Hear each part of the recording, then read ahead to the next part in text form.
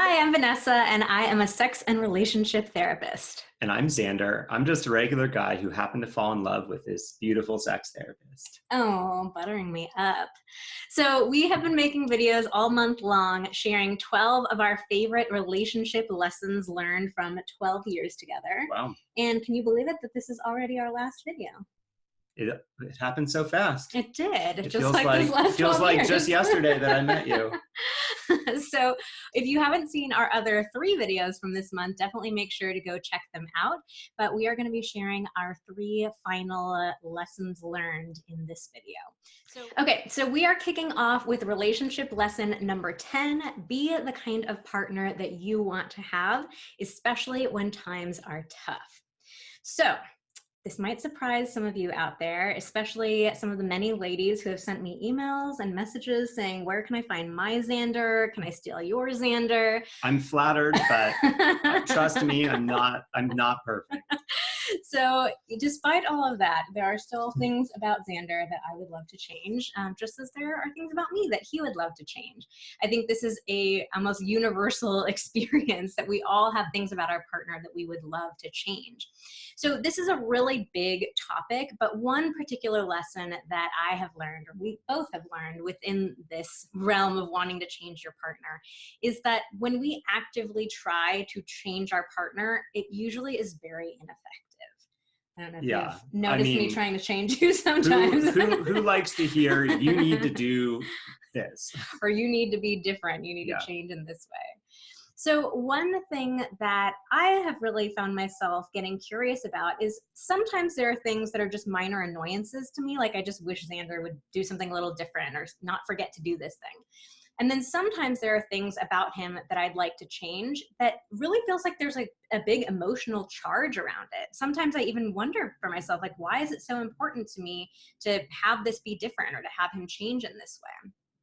So one thing that I've tried to focus on is, can I turn myself into the kind of partner that I am looking for, that I am looking to Xander to be? And in that way, sort of set an example for him of what it is that I'm looking for. And often what I've found is that the things that we really, really want from our partner, the things that bring up that surprising emotional charge, it's often because there's something around that topic that we are really resonating with and connecting with. And there's like a lesson for us to learn in there, not just a way for us to change our partner. Yeah. So I know that might sound like a complex topic. So we wanted to give you a couple of real life examples to explain what we mean.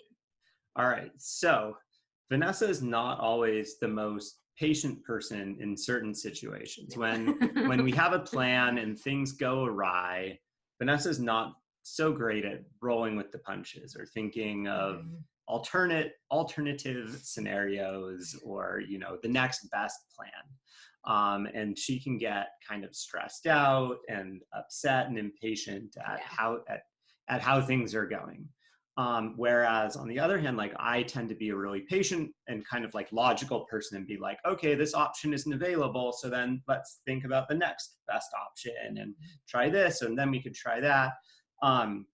And that sometimes tends to just get Vanessa even more stressed out. So at times I've found myself wondering, like, well, what can I do in these situations? Like, am I just too patient? Like, should I be less patient? Should I get upset or mad or angry? I think sometimes you get frustrated at me and you're like, why do I have to deal with this? But you don't ever have to deal with it because I'm so laid back. So maybe I should be more cranky. Yeah, or it's like, oh, well, like if she's upset, should I also be upset so that she sees that I care or that like I'm like in the same place as she is? But yeah, then I think through it a little more and it's like, no, if I were less patient, then the reality is we'd just be these two really impatient people and I'd be way more stressed and less happy. So I think I've come to realize it's better for me to be patient, which is something that feels good to me, and kind of, try to set a good example. Okay, so I'll give you another example. There was a time early in Xander and my relationship where I started getting really invested in wanting him to work out and wanting him to like really take care of his body and recognize like, we have to take care of ourselves. Our bodies are our temples. And I was really pushing him, and in a not very helpful way. I think it was making me feel really guilty and just sort of strange. And I was just being very nagging. I was really, really pushing. And it made me kind of stop and reflect, what is this? I mean, of course, like we all want to have a partner who's healthy. Yeah, of course. But there was something that kept coming up for me around that. And I think it was really about my own relationship with exercise and the struggles that I've gone through with having chronic pain and not being able to exercise and just finding, a healthy routine for myself. So I really took all of that energy that I was fixating on Xander and him taking care of his body and focused it more on me and taking care of my own body. And of course, that ended up being a really, really important period of my life and got me started on a very healthy path that I've continued for many years now. And I think that you would probably say that seeing me take care of myself and being really, really consistent about it was a lot more motivating than me nagging you or telling you you had to do it. Oh, yeah. Yeah.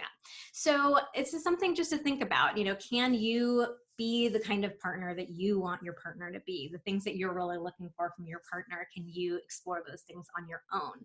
Again, this is not the only way to go about trying to change things about your partner that you don't love. It doesn't apply to every situation, but it's definitely a powerful lesson that we have learned. Yeah. So let's talk about how to get practical with this. So first, you want to take a little bit of time to think about, what is it that I'm really wanting from my partner? Aside from those daily annoyances type of things, what are the things that I keep coming back to over and over again that I'm really wanting? And then take some time to consider with yourself, what is it about these particular things that is so important to me? Why does it feel kind of charged or maybe even a little triggering to me?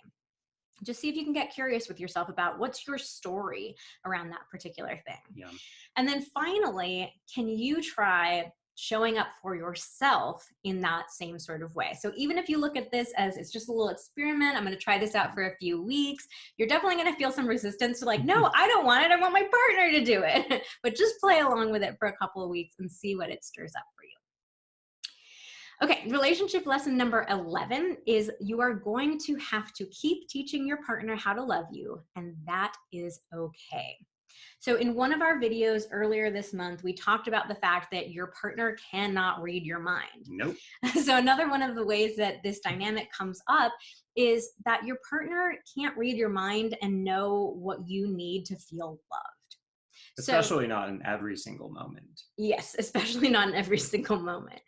So Xander and I both feel loved and feel loving in different kinds of ways. And we actually joke between ourselves a lot that we're very rarely in loving modes at the same time. So Xander will be super lovey-dovey and wanting to connect and feeling all the love. And I'll be like, okay, buddy, whatever. And then I'll be feeling really loving and you'll be like, okay, sure. So it's just a reality that we're on different pages about what it means to be loved and to receive love, and that's perfectly okay. Yeah. So the other thing about this is that the things that make me feel loved aren't necessarily the things that Vanessa needs. And that's okay too. So for example, I love cuddling. It makes me feel close. It makes me feel loved by Vanessa. But cuddling, he's a cuddle maniac. Cuddling is not Vanessa's default way at all of showing her affection. Like I legitimately had to teach her how to do this early on in our relationship. I'm not a natural cuddler. So yeah. So anyway, so knowing that, I take it upon myself in those moments where I'm feeling like I want some affection I'll invite her to sit closer to me on the couch or give her a hug or something like that. Yeah. Yeah, so the tip here is just that you need to be active about telling your partner and reminding your partner over and over again, these are the ways that I like to be loved. And just recognizing that that's normal. It doesn't mean that your partner doesn't love you, that they don't care, that they've completely forgotten about you. It's just, that's one of the realities of relationships. We have to keep reminding each other of what we need to feel loved. So to make this practical, what we recommend is that you write down a list of your 5 favorite ways to be shown love.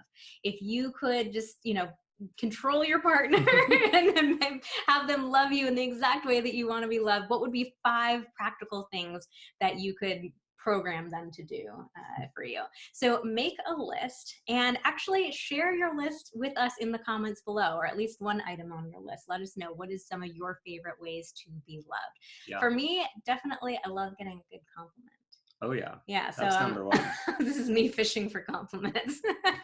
So yes, make a list of your 5 favorite ways. Make sure that you share that list with your partner, and then check in about that list constantly. So maybe you guys make like a little 10-minute relationship meeting once a month where you just sort of go over your list again. Maybe you change your list a little bit, or, you know, make other little updates or something like that. But the goal here is to be really consistent and just repeating those messages over and over again, because it's just what we need to do. We need those reminders.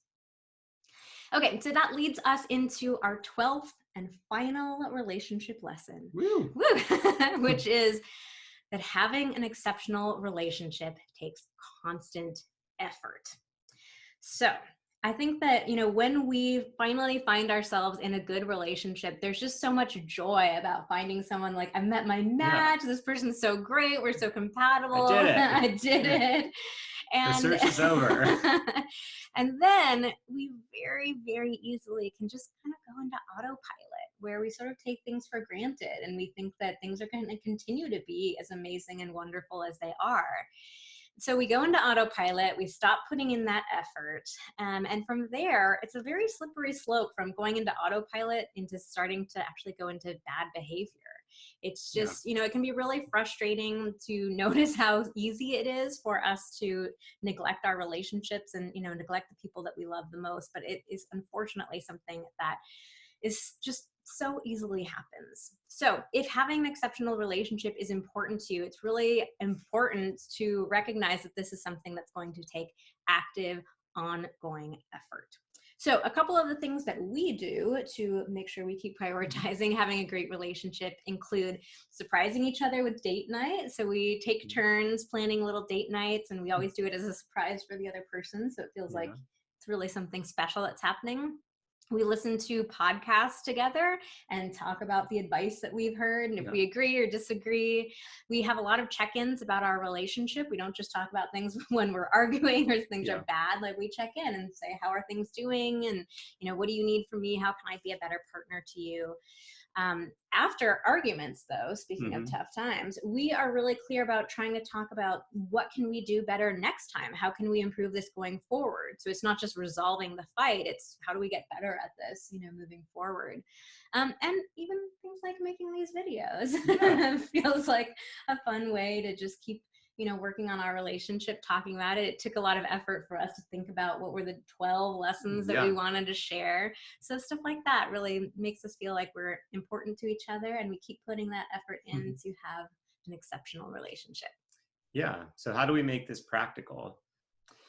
So this is a puzzle we've been trying to figure out how to solve for a long time. And the reality is, it's not just like a set of rules that you can learn and you have it figured out. It's an ongoing thing.